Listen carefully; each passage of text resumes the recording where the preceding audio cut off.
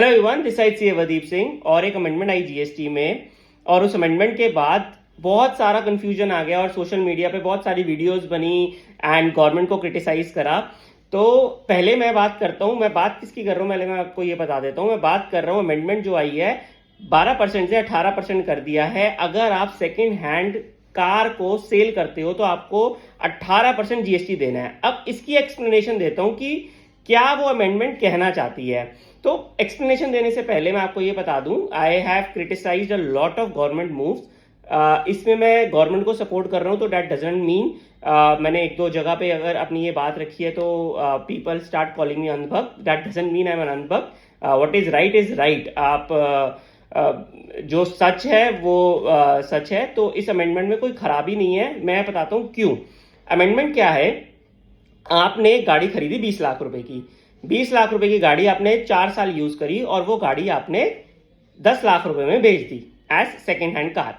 अब लोगों को मिसकंसेप्शन या लोगों को गलत फहमी क्या है कि उनको लगता है कि 10 लाख रुपए के ऊपर 18% 1,80,000 रुपए उनको जीएसटी देना पड़ेगा।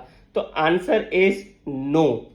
लोगों को इसके ऊपर कोई भी जीएसटी नहीं देना पड़ेगा। It is not for the common public. पहली बात तो ये क्लियर हो गई। बेशक आपने 20 लाख की गाड़ी 2 लाख में बेची और आप 18 लाख पे गवर्नमेंट कोई आपसे टैक्स नहीं मांग रही।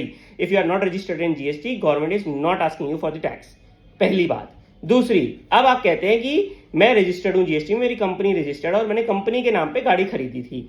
तो उस केस में क्या है, उस केस में पहले भी यही था और आज भी यही है कि मान लो आपने 20 लाख रुपए की गाड़ी खरीदी और उसकी रिटर्न डाउन वैल्यू 3 लाख रुपए है और आपने उस गाड़ी को 3.5 लाख रुपए पे बेची, तो 50,000 रुपए के ऊपर 18% आपको टैक्स देना पड़ेगा। This is the law. और अगर आपने 3 लाख रुपए उसकी रिटर्न डाउन वैल्यू है और आपने उसको 2.5 लाख में बेची तो आपको कोई भी जीएसटी नहीं देना। नंबर 3, ये amendment majorly for the purpose of dealers जो second hand goods, second hand cars में डील कर रहे हैं। मतलब अगर एक डीलर ने 5 लाख रुपए की गाड़ी आपसे खरीदी और उसके ऊपर उसने उसको चमका वका के 6 लाख रुपए में आगे किसी और को बेच दी सेकेंड हैंड गाड़ी, तो उस मार्जिन के ऊपर पहले 12% जीएसटी था, वो बढ़ा के 18% कर दिया है कि 1 लाख रुपए के ऊपर आपको 18% जीएसटी जमा कराना है। Now again question arises, people will say कि यार ये तो गलत है।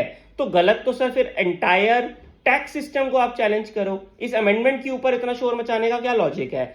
मतलब आज I am a chartered accountant और मैं किसी को सर्विसेज देता हूं तो मुझे भी 18% जमा कराना पड़ता है और मैं जेब से देता हूं। B2C कस्टमर नहीं देता GST.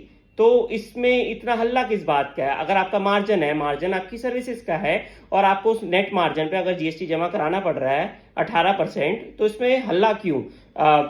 And it is I guess for the parity, क्योंकि सर्विसेज में 18% जीएसटी चलता है तो इस पे 12 था और इसको आप सर्विस ही मानोगे ना मार्जिन को, कि आपने 5 लाख की चीज खरीद के 6 लाख में बेची, तो इसको पैरिटी आप मत मानो, सर्विस आप कुछ भी मानो। तो it is for the parity, the government has done it and I don't see anything wrong in it. हाँ, आपको चैलेंज करना आप पूरे इंटायर टैक्सेशन सिस्टम पे करो कि टैक्स का पैसा कहां जा रहा है और टैक्स ही गलत है और इंडिया ले नहीं सकता, that is an another story. But इस अमेंडमेंट पे, इस मिसकंसेप्शन पे शोर मचाने का कोई लॉजिक मेरा पर्सनल व्यू है समझ नहीं आया। आई होप आपको क्लैरिफिकेशन मिल गई होगी from this video. Thank you for watching.